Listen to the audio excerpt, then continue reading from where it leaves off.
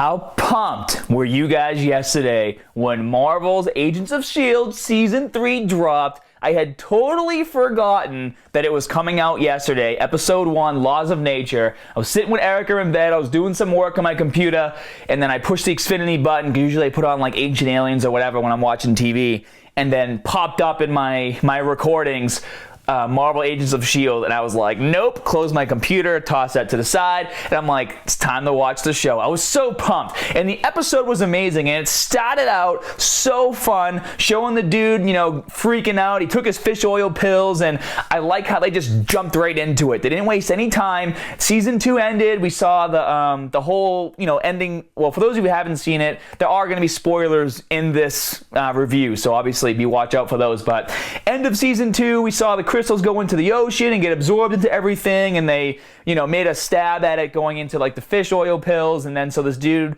is taking his pill, and you saw all the mess from him turning into the crusty stuff and then coming out of it and then melting metals and all that. And I wasn't exactly sure. I try when I watch these TV shows online, I try not to really read into them too much before they come out, because it makes them less enjoyable for me. But the military dudes get there, and you're under the impression that they're Hydra and they're going to come and take over everything. It turns out that they're not. They're from PIM Labs, I believe. And then Skye drops in with Mac, and they save the dude, and she's already using her superpowers. Like, they just jumped right into it, and I thought it was awesome. But I don't want to go over in detail like every little aspect of the show, but I do want to talk about some of my favorite things. Love the fact that they're already showing Coulson with his new metal arm, and he's like, within the first 10 minutes, he's already taking it off, and you're like, yes, that's so cool. And I don't know if you guys noticed, I noticed right away. I had rewinded a couple times so Erica could see, not that she really cares, but I was like, look, he had the axe on the wall in the background that Mac used to cut his arm off. I thought that was so funny that they had that there, and that is something that Coulson would keep. I was like, oh, that is awesome. And so, as the episode progresses, I thought it was really cool that Coulson made a statement where he's like, wow, I'm getting so hard getting used to calling Skye Daisy. And everyone else is like, well, we're not. And it just goes to show you that to Coulson, Daisy is still Skye, like still kind of like under his wing, wants to protect her, doesn't really see her as the grown-up superhero that she's becoming, which isn't a bad thing, because he knows what she's capable of, and he knows that she can handle himself, but he's still holding on to like that bit, I guess, of innocence that Daisy has as Skye. And so I thought that was really cool, like a little quick special moment, at least for me. As the episode progressed, it started to get really cool. You see all the bodies of the Inhumans, and you were made to believe that the other people from PIM Labs were like ripping I thought like the dude had his heart ripped out. That's what I first thought when I saw it. And then as things escalate, they go to the hospital, and then I gotta admit, I had no idea who the dude was that came barreling around the corner, and I looked it up online, and his name was Lash. And once I looked him up online, for those of you who didn't, and I'm talking about the blue guy who was basically, doing an energy absorption and dispelling, and when they first introduced him, he was holding the dude in the air, and they did a blast through his chest, which made you instantly realize that he was the monster that was killing all the people that you saw in the beginning. So I read up online on Lash, and basically in the comics, there was a series of events that happened that caused the same thing to happen with the fish oil pills, where basically all these people who were inhuman were getting activated, I guess we'll call it, and he took it upon himself to go around and see who he thought was worthy, and if he doesn't think you're worthy, he just kills you. And so that's why he's starting to hunt down the Inhumans. It's not because he's like some crazy monster from another world.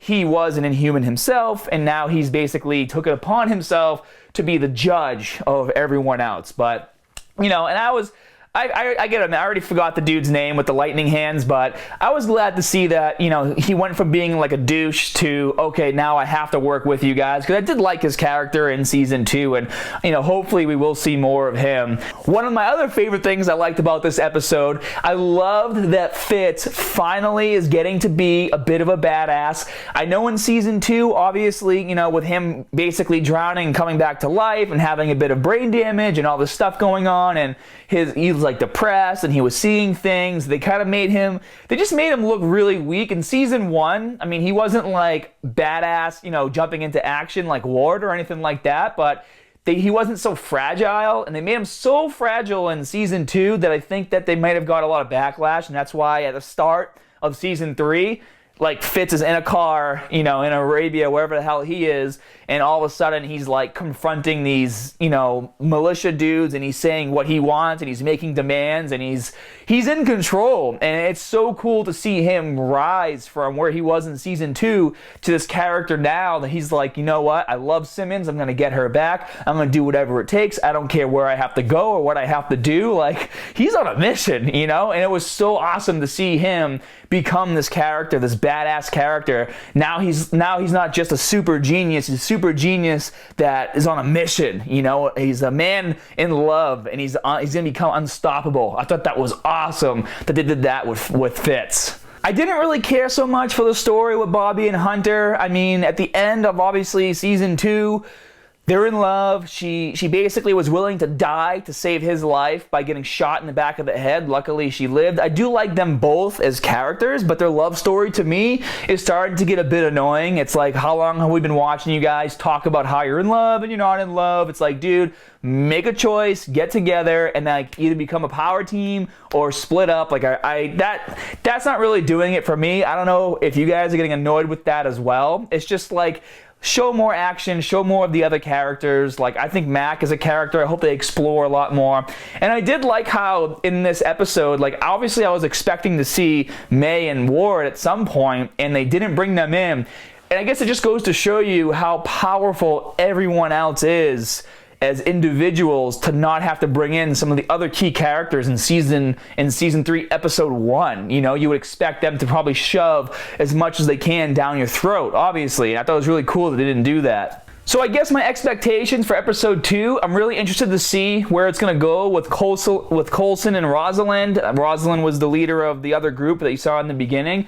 Interesting to see what they're doing, because clearly they both have the same interest in mind, where they want to find as many Inhumans as possible and save them. Although we know what Coulson's intentions are, we really don't know what Rosalind's future intentions are. We know that they don't want to kill these people, but they want to find them. So it's going to be interesting to see how all that plays out.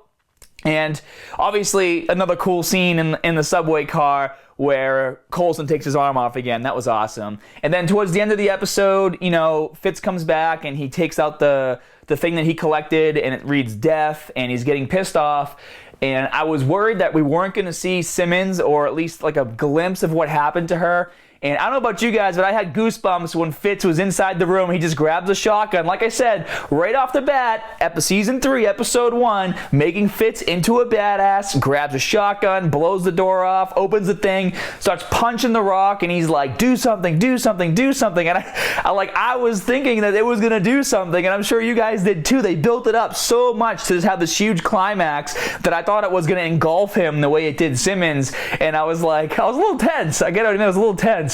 And nothing happened, obviously, but I was just like, it was a really good scene showing how determined he is to get Simmons back.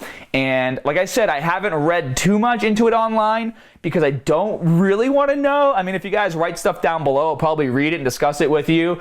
But it was cool to see that Simmons is alive. Obviously, she's somewhere running from something. She had a gash on her eye.